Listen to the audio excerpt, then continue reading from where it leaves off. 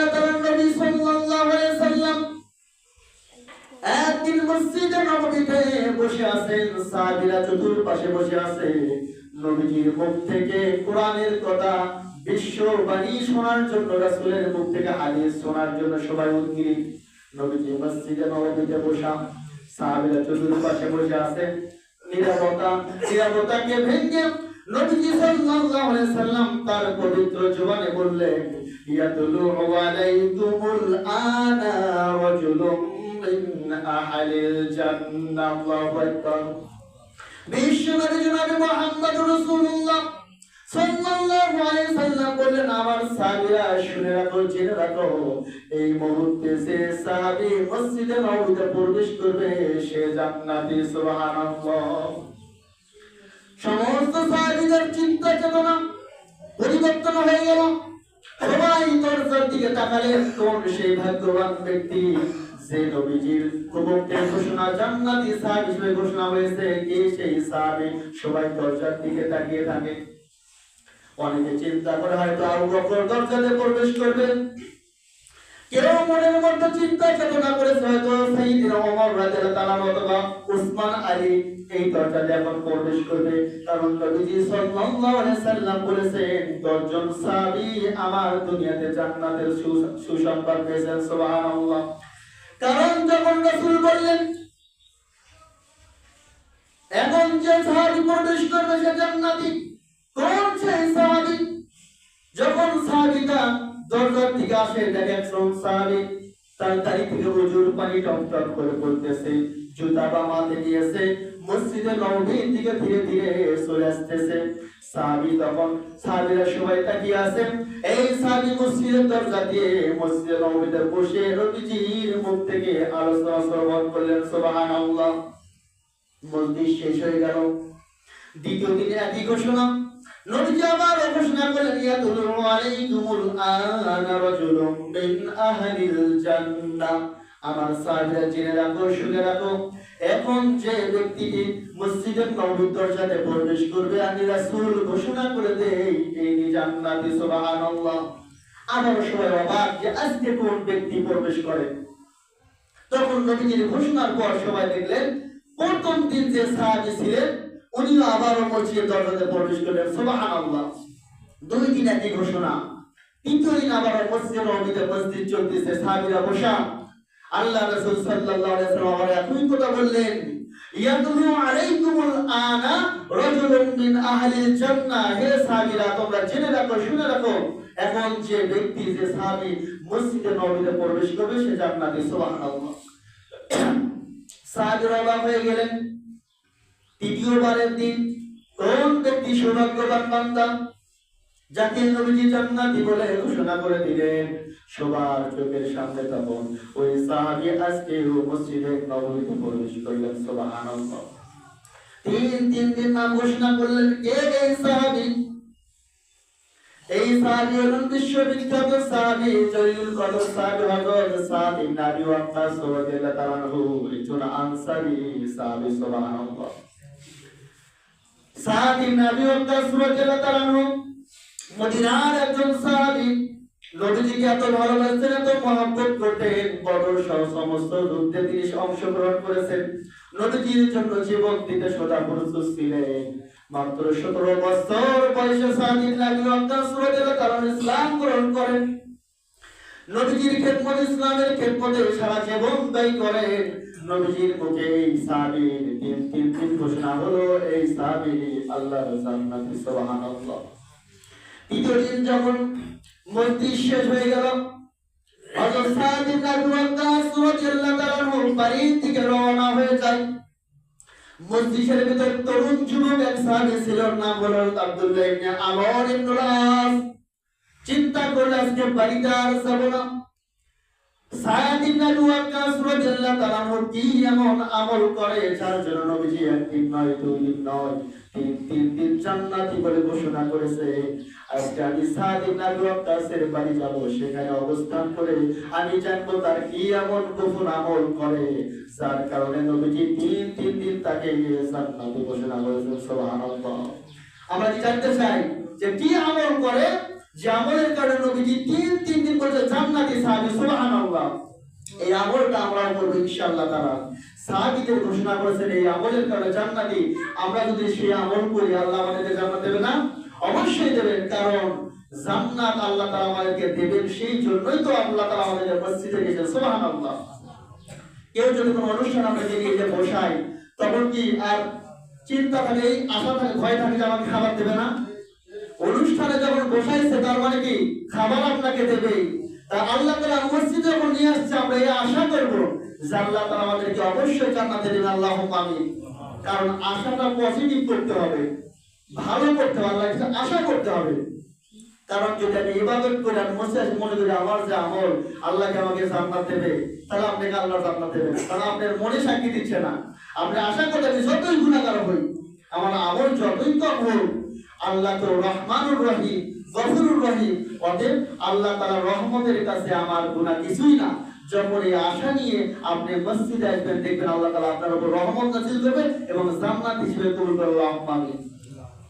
হযরত আব্দুল্লাহ ইবনে ওমর ইবনে আমর ইবনে al-As রাদিয়াল্লাহু তাআলা আনহু,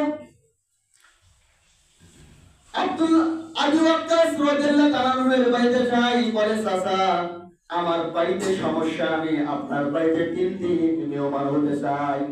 হযরত সাদ ইবনে আবু ওয়াক্কাস রাদিয়াল্লাহু তাআলা আনহু বলেন, আহলান ওয়া সাহলান, কোনো সমস্যা নেই, আমি এই ঘরে থাকি, তুমি ওই ঘরে অবস্থান করো, কোনো সমস্যা নাই। সম্মানিত উপস্থিতি, এখানে একটা আমরা মাসালা পাই যে কোন ব্যক্তি যদি মেহমান হতে চায় তাহলে আমাদের উচিত হলো তাকে মেহমানদারি করা, ঠিক কিনা?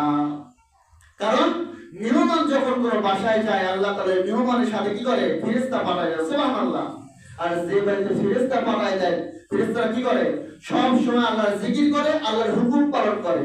আর যারা আল্লাহর হুকুম পালন করে তারা যেখানে অবস্থান করে সেখানে আল্লাহর রহমত নাযিল হবে। সুবহানাল্লাহ। সেই জন্য যে বাড়িতে মেহমান যায় আল্লাহ তাআলা সেই বাড়িতে কি করে? রহমত নাযিল করে। সুবহানাল্লাহ। মনে করে মেহমান আসলে তো আমার খাবার শেষ হবে না, মেহমান যখন যায় তার রিজিক আল্লাহ তাআলা সেই বাড়িতে পৌঁছে দেয়। সুবহানাল্লাহ। মেহমান হলেন হযরত আব্দুল্লাহ ইবনে আমর ইবনে আল-আস রাদিয়াল্লাহু তাআলা আনহু। উদ্দেশ্য কি? সে জানতে চায় যে নবীজি কি জন্য 3 দিনে সাদ ইবনে আবু ওয়াক্কাস রাদিয়াল্লাহু তাআলা আনহুকে জান্নাতি ঘোষণা করলেন। আমি এই গোপন আমল করে আমিও জান্নাতে যাব। সুবহানাল্লাহ। সাহাবীরা চিন্তা করে সুন্দর দেখেন যে ওই সাহাবী কি আমল করে, আমিও সেই আমল করে আমিও নবীজির মুখে জান্নাতের ঘোষণা পেতে চাই। কিন্তু আজকে আমরা এটা দেখি না, আমরা গোপন বিষয় জানি যে ওই বান্দা কি করে তার ক্ষতি করা যায়, ঠিক না?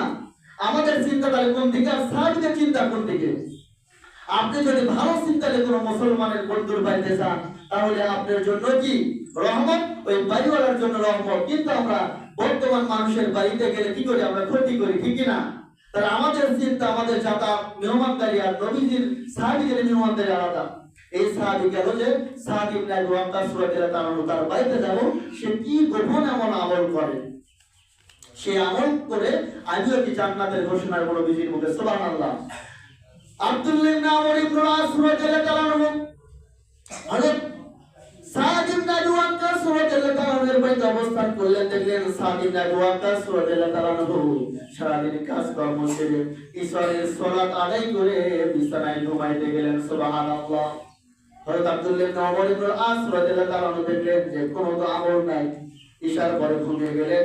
আবার ফজরের সময় উঠে ফজরের নামাজ আদায় করলেন, দিনের কাজের মধ্যে ব্যস্ত হয়ে গেলেন।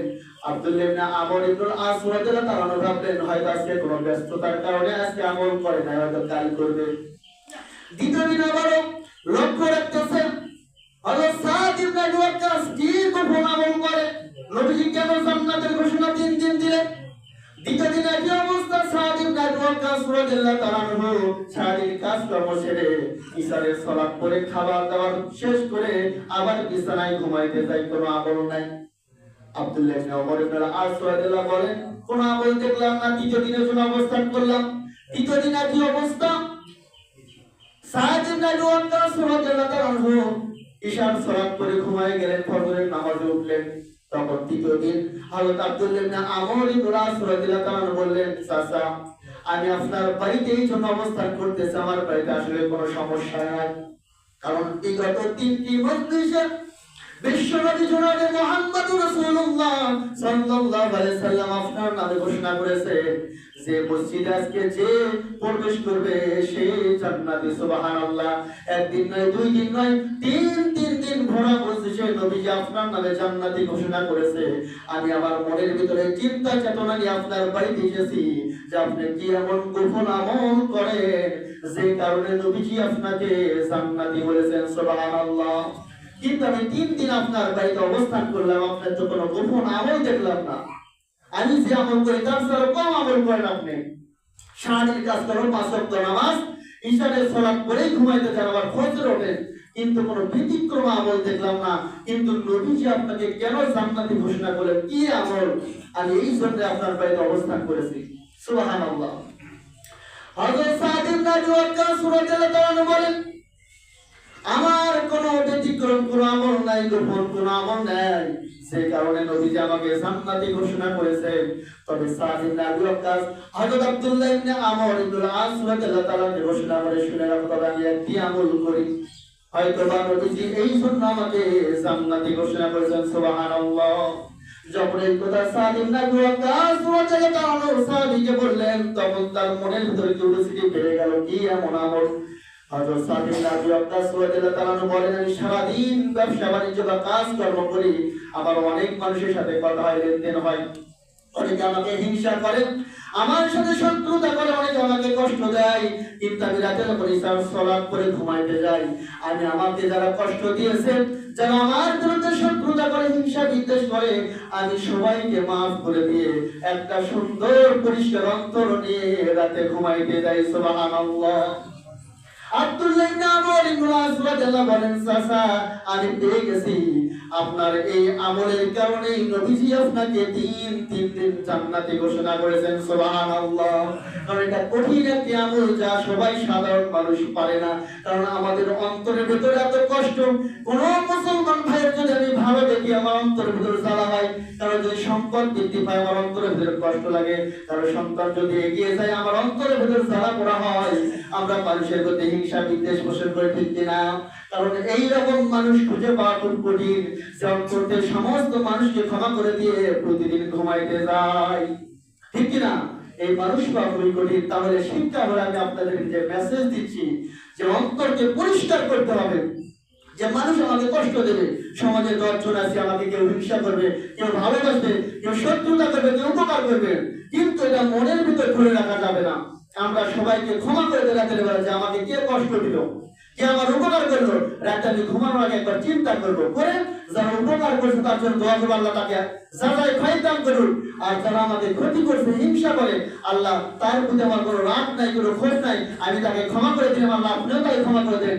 এইভাবে ক্ষমা করে আপনাকে ঘুমাইতে যেতে হবে। যদি পরিষ্কার অন্তরে ঘুমাইতে যেতে চাই, আল্লাহ তাআলা অবশ্যই আমাদেরকে জান্নাতে মেহমানসে কবুল করুন, আল্লাহুম্মা আমিন। কারণ নবীজি এই আমলের কারণেই সাদ ইবনে আবি ওয়াক্কাস রাদিয়াল্লাহু তাআলা কি করছে, 3 দিন জান্নাতে ঘোষণা করেছেন। সুবহানাল্লাহ। সম্মানিত উপস্থিতি, মায়ে শাবান মাস আমাদের অন্তরকে পরিষ্কার করে, আমলকে মডিফাই করে, খারাপ আমলকে বাদ দিয়ে প্রস্তুত করতে হবে সামনে রমজান মাস, যাতে পরিপূর্ণভাবে আমি কি আল্লাহর হুকুম আদায় করতে পারি। সুবহানাল্লাহ।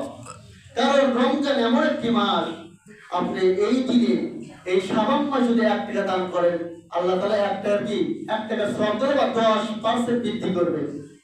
আর রমজান মাসে 1 টাকা দান করলে সঙ্গে সঙ্গে 70 টাকা দানের সওয়াব। সুবহানাল্লাহ।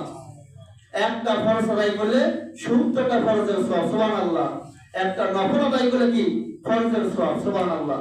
তাহলে এই যে এমন একটি মাস, তাহলে এই মাসের জন্য নবীজি শাবান মাসে কি প্রস্তুতি গ্রহণ করতেন। আমাদেরকে প্রস্তুতি গ্রহণ করতে আছে কিনা নাই? অনেক আল্লাহর বান্দা আমরা আজকে জুমায় এমন হতে পারে তার হায়াতের পুঁজি শেষ হয়ে গেছে, রমজানের আগে কবরে চলে যাবে, এমন হতে পারে কিনা? সেই জন্য আমরা আগেই সাবধান হয়ে যাই, আল্লাহ যেহেতু আপনি এই শাবান মাস আমাকে দিয়েছেন, আল্লাহ হায়াতের কোনো নিশ্চয়তা নাই, আবার হায়াতকে আপনি বৃদ্ধি করে রমজান পর্যন্ত পাই দেন, আল্লাহুম্মা আমিন। সম্মানিত উপস্থিতি, আমরা যে আলোচনা করলাম যে একটা আমল যে আমরা অন্তরের ভিতরে হিংসা বিদ্বেষ করবো না, শাবান মাসের এটাই একটা গুরুত্বপূর্ণ হাদিস যে আল্লাহ তাআলা 2 শ্রেণীর মানুষকে ক্ষমা করেন না, যে কি করে আল্লাহর সাথে শরীক করে আর যে মুসলমান ভাই প্রতি হিংসা বিদ্বেষ করে। অতএব এই আমলকে আমরা বর্জন করে আমাদের অন্তরটাকে পরিষ্কার করে আমরা যাতে আল্লাহর একনিষ্ঠ বান্দা হতে পারি, আল্লাহ কবুল করুন, আল্লাহুম্মা আমিন। এবং পরিপূর্ণ ইমানদার হয়ে ইমান নিয়ে আমরা কবরে যেতে পারি, আল্লাহুম্মা আমিন। সম্মানিত উপস্থিত, একটা মেসেজ হলো